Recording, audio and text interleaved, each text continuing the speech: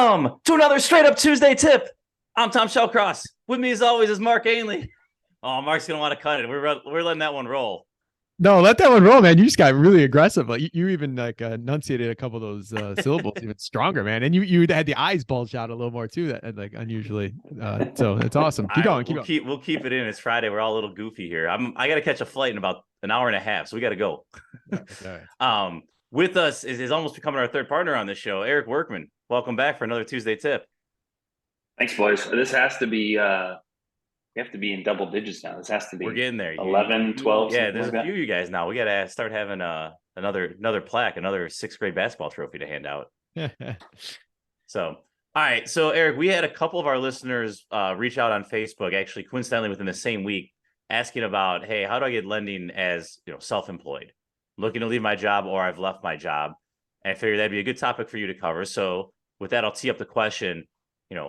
I'm either looking to quit my job, or I have quit my job. I'm full-time in real estate, or I have my own roofing company, whatever it may be. Talk to us. How do I get lending? How can I prepare myself to get the best lending? What do lenders care about in that situation? Just give us the 101 here. Sure. Let me start with like the folks who are actually self-employed. You took me down one path by talking about quitting your job, and then you kind of brought it back around by saying, let's say you have your own roofing company or something. If you're already self-employed, for a lender like myself, I don't particularly care. I was doing a presentation earlier this week to the 𝗤𝘃𝗲𝗵𝗁𝘁, and we went through the top 3 things that we look at when it comes to approving a loan. And the first is experience, right? So the highest correlation for a lender like 𝗦𝘃𝗶𝗵𝗵𝘁 to being paid back is if you've done it in the past, right? Conventional lenders, the highest correlation to whether or not you're going to get paid back tends to be your debt to income ratio. For 𝗦𝘃𝗶𝗵𝗁, it's experience. So if you've bought, renovated, and sold properties in the past, the likelihood is you know how to solve the problems that you're going to encounter, and you're going to be able to get through the project and get us paid back. So experience is number 1. Number 2 is credit score. That surprises some people. Well, I thought you were a hard money lender, or I thought, whatever. Don't you only care about the asset? Don't you loan to own? And the answer to all those things is no. I care very much about your credit score, because a human with a good credit score just is it's the warm blanket that underwriters and credit are looking to wrap themselves in, right? You have a lifetime history of being a responsible adult who pays their bills, and you're going to pay ours too. Someone with a low to mid 600 credit score has probably missed a bunch of payments in the past, or that means they're going to miss ours.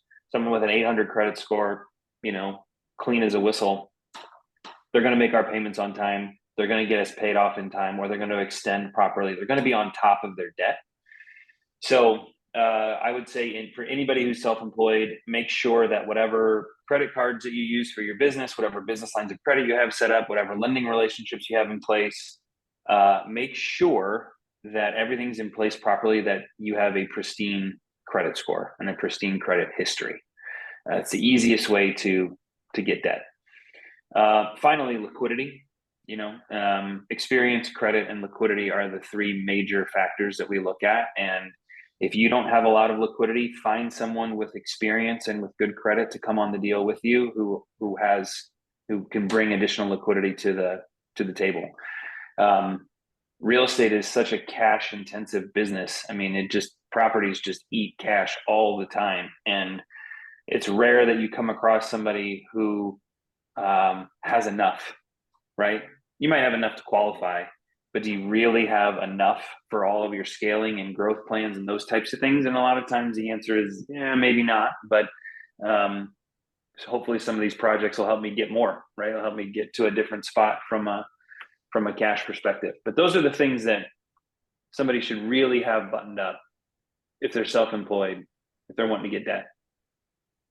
So if you do have if say you are self-employed, you're a roofer, or you're, maybe you're just a full-time real estate agent, how much are you looking at their P&L for the previous year for their business, or their cash flow in their business? Is there any insight to that you're looking at? Is there any forms you want to make sure are cleaner than others? No, because if you especially if you're an experienced real estate investor, most likely your tax returns show that you lost money. And I imagine most self-employed folks, if they're running their books the way that their accountant might suggest that they do it, it shows that they don't make a whole lot of money. I don't care really about your debt to income ratio.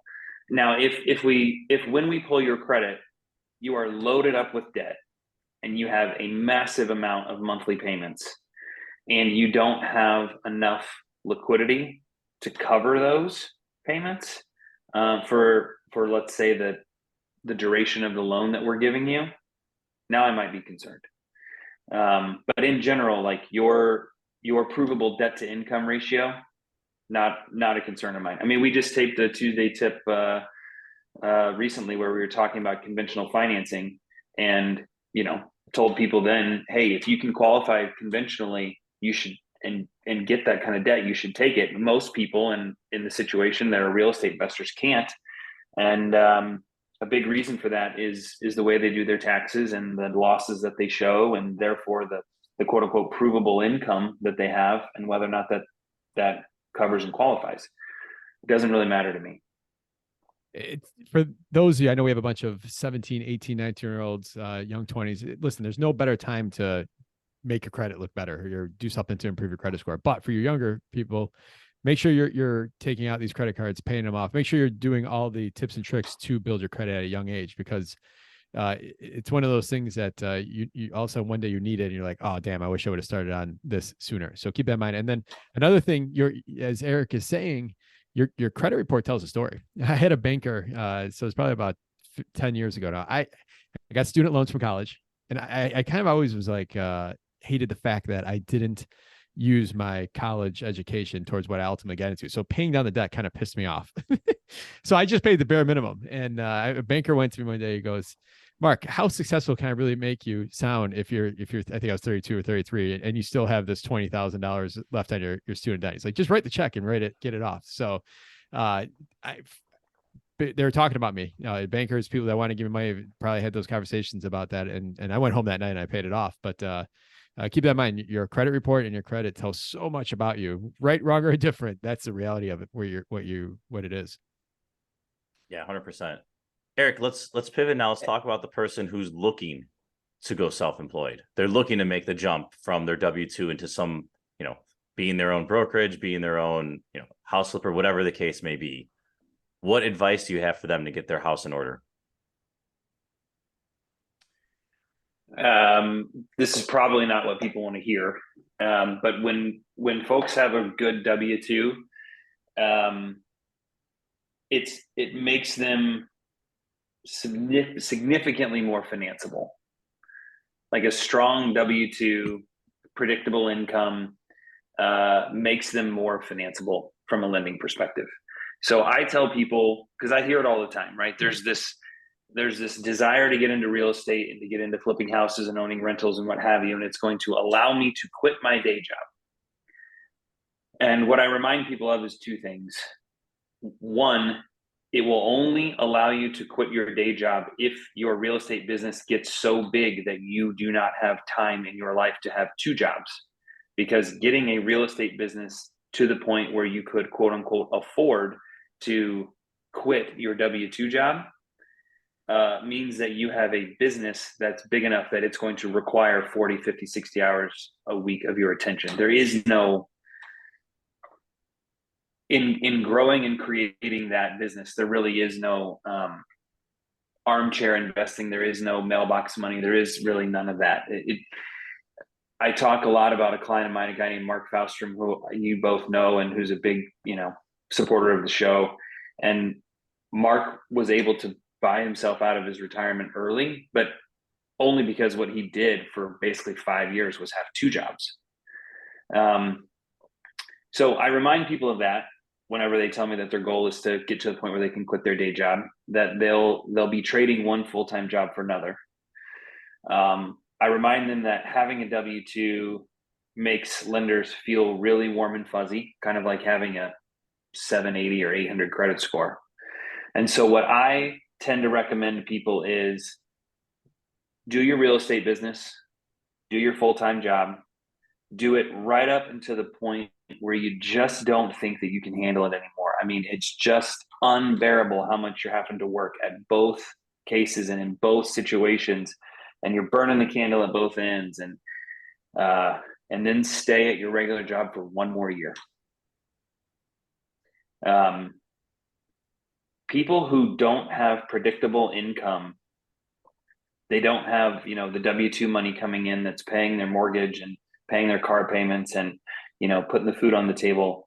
They tend to find themselves stretching and reaching for deals if they don't have a big enough business or enough of a war chest set up to cover themselves for 12, 18, 24 months. I think a lot of listeners know that I'm an investor myself. Like I buy real estate. I've bought, renovated, and sold hundreds of properties in my life. I own dozens of rental property, and I have a full-time job. My business partner and I, who own all that real estate together, we've always said we both have to have full-time regular jobs all the time, because it makes us so much more financeable, and because it doesn't put either one of us in a position where we are forced to either sell something that we don't want to sell to create cash, or chase deals where the money is just really not there. So I see people put too much debt on properties. You know, they take more cash out necessarily than they should. They are forced into selling a property that they would really have liked to have kept, just to generate cash flow that a 9-to-5 job would have created for them. Yep. All right. So love it, what Eric. I heard great advice there for those looking. You know, go back and listen to those last 3 minutes there.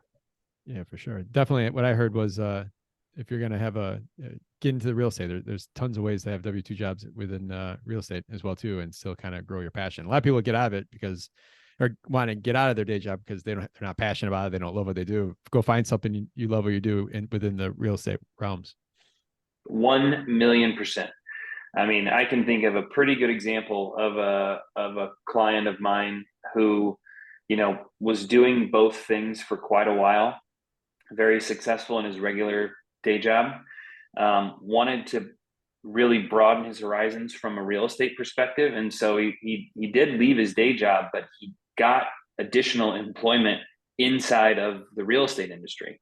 You know, he broadened his horizons, and he went to work at a place, you know, inside of real estate that really leveled up his knowledge base, leveled up his network and his kind of book of contacts.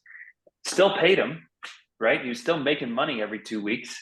Still had a 9-to-5 job. He's answering to someone other than himself as far as what his day-to-day activities are, but you know, didn't put him or his family in a position where you know, again, he had to chase deals. He had to sell something that he'd rather have, you know, passed on to his kids. He had to, you know, put 75 LTV on a property and rip a bunch of cash out versus 65, which is what it really could support. Those types of things. Cool. Anybody know who that guy is? I was gonna say I might know this guy. You might. All right. With that, is he wearing a black sheep hat? He is wearing a black sheep hat and an orange shirt. Yeah. Yeah. All right. Well, with that, let's wrap it. Mark, who are we playing for? For the listeners, I'm wearing a black shirt. All right. We are playing for 𝗬𝘃𝗲𝗃𝗵𝗁. 𝗬𝘃𝗲𝗃𝗵𝗁's bought a t-shirt, and Doug, or if we get this right, you get $50 gift card brought to you by 𝗦𝘃𝗶𝗵𝗵 Financial. So it's up to you, me and Eric. All right. All right, buddy. Let's see if you get this one, Mark. So Chicago Assembly is Ford's oldest continuously operated automobile manufacturing plant. So the oldest continuously operating plant for Ford is not in Detroit. It's right here in Chicago. It manufactures the Explorer. It's located within which Chicago neighborhood? Oh, I know. And your options are 𝗤𝘃𝗲𝗀𝗃𝗃, which I always mispronounce, Ashburn, Morgan Park, or the East Side. 𝗤𝘃𝗲𝗃𝗃. Man, you got this. Over at 130th and Torrance. Nice work. Yep. I love driving down Torrance down there. Like, it's kind of, there's a bunch of weird fields and old industrial. Like, it's awesome down there. So, all right. Sorry, Eric. That I didn't neighborhood's give you a chance crazy, by the way. I know we did an episode on it a little while ago. I don't have it pulled up, and man, that's one if you haven't been to a drive through it, it's pretty cool.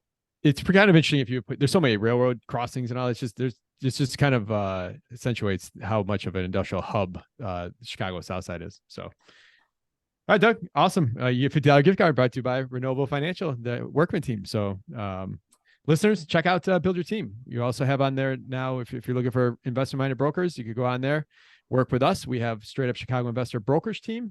You could get to talk with Tom and myself on your next journey to find your next property. So, listeners, if you have any questions, feel free, straightupchicagoinvestor.com, build your team. Tom, thank you as always. Eric, thank you. Listeners, we'll see you next week. Thanks all. Thanks, guys.